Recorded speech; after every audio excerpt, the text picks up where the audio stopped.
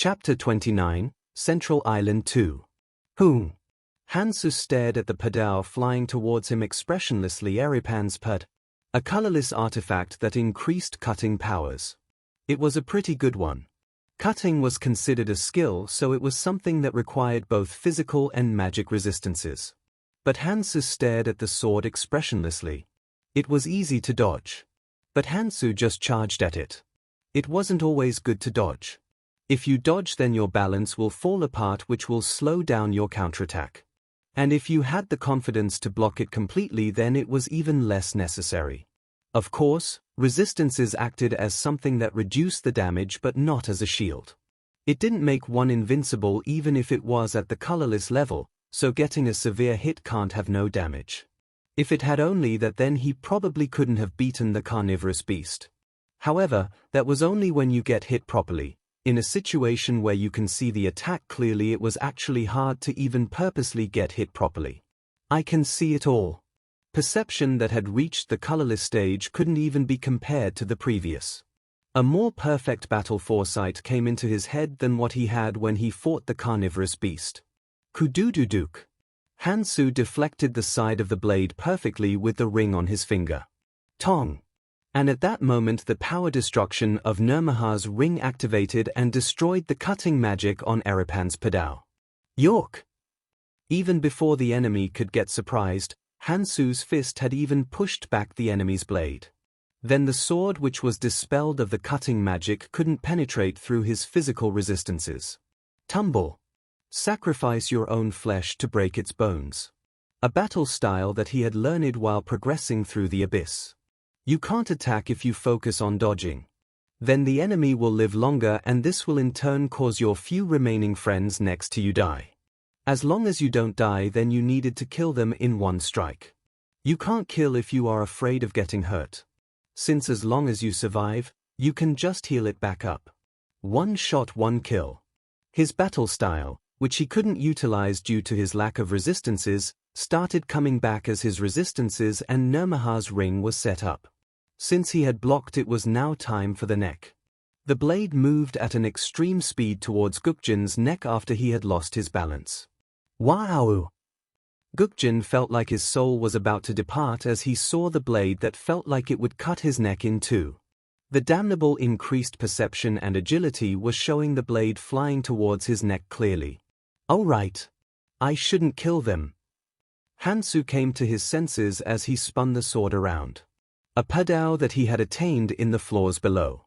This was also a colorless artifact. It wasn't an amazing artifact, but if he hit them like this, then their heads would get crushed without resistances. He deactivated the skill on the blade edge and even turned the direction of the swing towards his abdomen. It wasn't that the abdomen was safer, but he had an artifact that he picked up earlier, abdominal bandage of revival. It won't destroy his intestines since he had even drained the strength from the strike. Puuk! Quack! It's rather tiring trying to not kill. Hansu frowned, but he had to do so. If he carefully whips them, then he could send them to the battlefield after healing them. He had to let loose a little bit. This was not the abyss. I need to save them.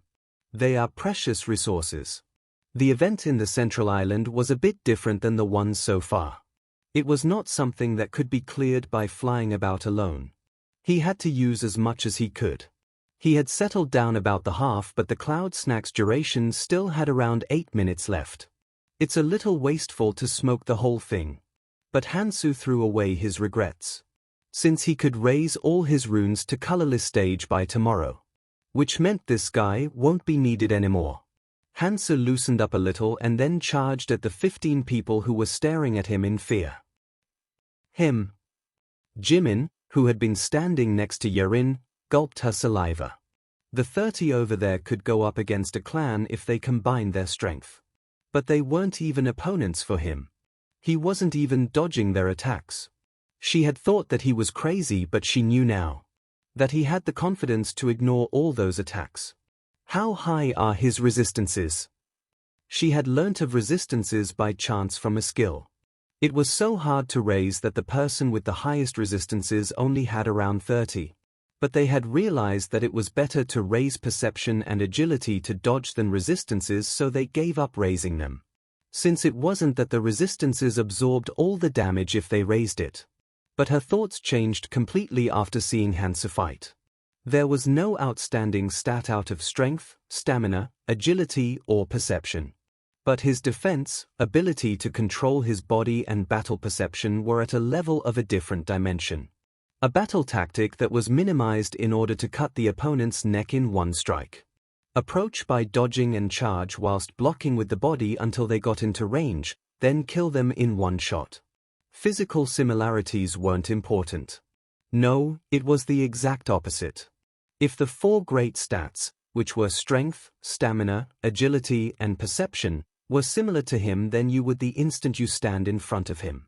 What the hell is that ring also? Where the hell did he gain something like that? Jimin mumbled as she looked at Hansu, who had beaten down all 30 of them even before he finished the cigarette. There were no deaths. But the ones alive couldn't even meet their eyes with Hansu. Jimin could figure out why that was the case. They probably felt like their necks had been sent flying. Those guys probably felt like their necks had been cut off. Since they would have felt like that if they were in their position. Damn it. That's just unfair. Jimin made a complicated expression. It wasn't something that could be solved by raising stat, getting better skill, having psychic powers, or having better artifacts. She had realized that it would merely be pearls on a pig's neck if you couldn't melt them down into your own battle style. She probably wouldn't be able to display half the battle power of Hansu even if she had the same amount of stat, skill, psychic powers, and weapon. And Yerin, who had been standing next to her, had the same complicated thoughts. What exactly is his psychic power? Did he use a skill? She had thought that other than psychic powers like hers, no one would be able to be her opponent. Since the rate at which one person getting strong could not compare with the strength of 50 or 100 people getting strong. This was a huge misconception. It exists. An existence that could crush a clan in a head-first clash alone. Whilst everybody was looking at Hansu with complicated expressions, Hansu shouted around after staring at the half-smoked cloud snack for a while. I should solve everything before I burn up the cloud snack. Starting tomorrow, the semi-basement union and the clan unions will form an alliance, then fight and defend on rotations. This is my opinion and is not the answer, so if you have any objections, come out now to talk. If it's reasonable, we shall talk it out. Objections? But of course there wasn't anybody who could come out. Of course they could probably win if all 1,000 of them charged at him. But no one had such thoughts. But from the start, the semi-basement union was a group formed by people whose greediness had advanced a bit far. They knew that the people going first would be crushed to bits, so who would go first? And talking things out. The one thing they wanted to suggest was this. Let them hunt a few days more below without rotating. The blade will come flying at them instantaneously, and they knew from the way he fought that the ones who went first would get crushed. And the clan unions behind wouldn't stand still either. They were already on bad terms. This is indeed much more comfortable. It was faster and more comfortable to crush down 30 of them as an example instead of going against all of them. Hansu, who had trampled upon the masses in one shot, turned around towards the clan unions as he spoke. Let's talk for a bit. Him. They were all anxious as they looked at Hansu. Honestly, they had a bit of confidence in suppressing the semi-basement union if they went crazy until now. Since the people who had been gathered from understanding were like crumbs, unlike them who were like a compact mass. But if that guy acted as the centripetal force and ate all of semi-basement union, then they could not look down on him. No, his battle force was very burdensome to them from the start. Hansu chuckled. Don't worry. I don't have any thoughts of becoming a leader. He hadn't tied them together in order to become a king. It was better to leave things like that to people with appropriate traits. The thing he needed was his own sphere of influence. First, I will put down the basic rules and system. If these guys fall apart, then he won't be able to roam around because he would be defending. Of course it won't last long, but... Hansu mumbled as he walked towards the clan lords. Him.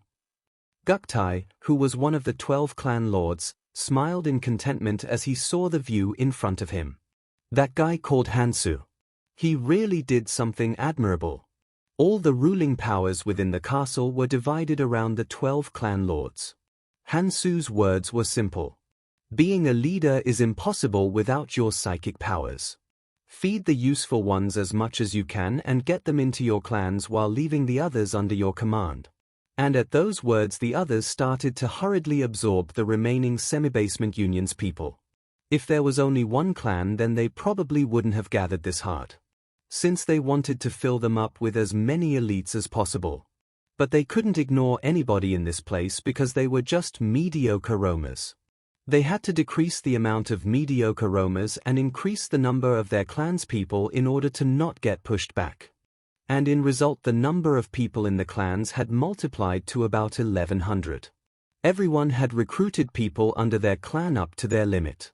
So about 800 people were left. And these 800 people were also divided fairly into the clans. And after this, every clan had about 90 clansmen and about 70 normal adventurers. A number that the clan could control. And after they had completed this process, they agreed to continuously defend and hunt in rotations. And when the runes and the system that everybody had to keep and follow were set up, Hansu let go of his influence.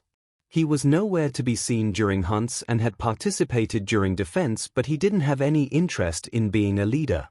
That's not something I'm good at. I can't catch up to something built with you guys' psychic powers as base. Well, yeah. The psychic powers they had was the strongest point out of all the charisma, power, and decision-making abilities. Though I want to use non-clan membered a bit more.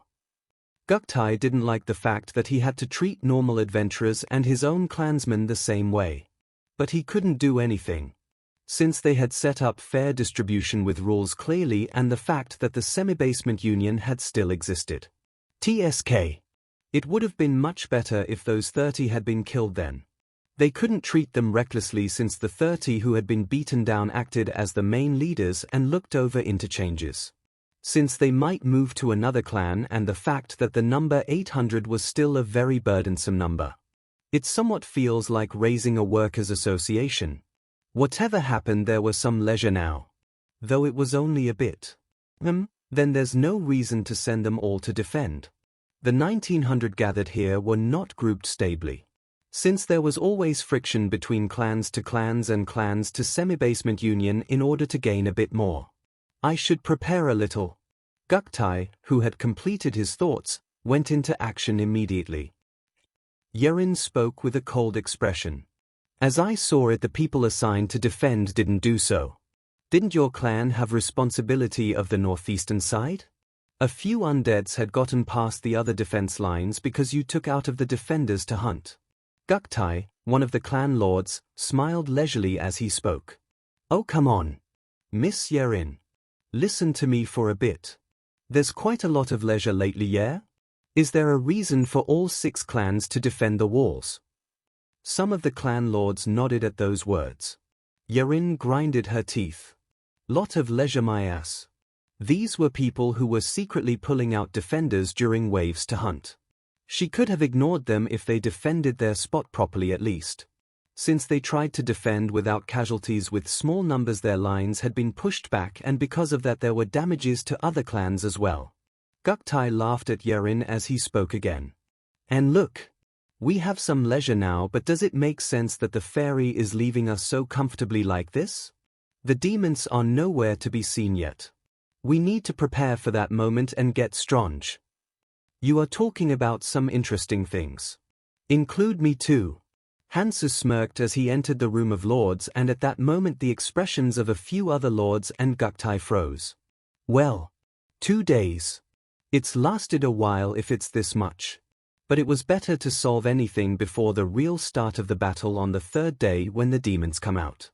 Kang Hansu. This bitch. He was nowhere to be seen, but why did he have to come now? Guktai, who had been looking at Hansu with a slightly anxious expression, shook his head. It was said that they had to keep the rules no matter what, but who could argue him for only this much? And they had gotten strong in the past few days, and their numbers had increased to around 160 from the 50 in the past. He had also hunted, but it seemed like his artifacts didn't have much change, and 2 days of getting stronger won't change much. Their situations were different from the past. You raised us up like this. Let's see what you've got to say. There was no reason to back down. Guktai calmed down as he started to look at Hansu with a cold expression.